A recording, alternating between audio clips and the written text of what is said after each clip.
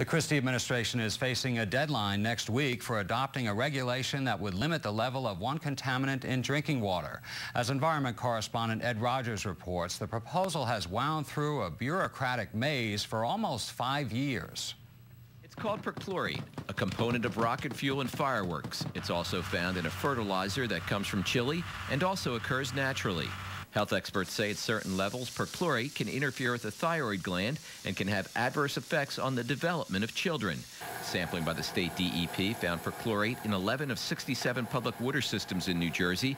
There's now a proposal before the DEP to limit the maximum level of the substance in the state's drinking water. The law requires us to do it. New Jersey law is stronger than federal law, partially because we're just right, partially because of our history and our population. We're a heavily industrialized state. We're the most densely populated. More than any other state, we literally live on top of and right next to our drinking water. Water suppliers would have to install filters to eliminate the substance. Massachusetts and California both have set standards. Environmentalists say the idea to set the limit has been in play for the last 4.5 years and was mishandled by the Corzine administration. That's one of the reasons he lost re-election, is he couldn't govern.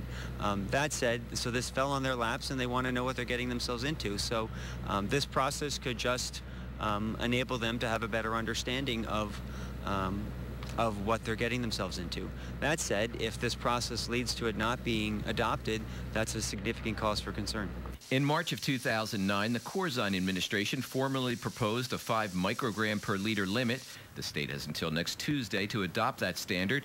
Some environmentalists also claim Governor Christie's executive order, placing a 90-day moratorium on enacting new regulations, may have slowed the process, and that the administration has too short a time frame to respond to comments on the proposed rule. That makes it virtually impossible for the department to read those comments, analytically respond to them, and put that all down on paper. I don't believe it's theoretically possible. No one from the DEP was available to talk on camera, but officials here say the executive order and rulemaking moratorium have no impact and that a decision will be made in this case by next Tuesday's deadline.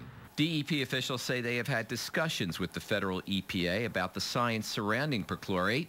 That agency is looking into the possibility of setting a health standard on a national basis.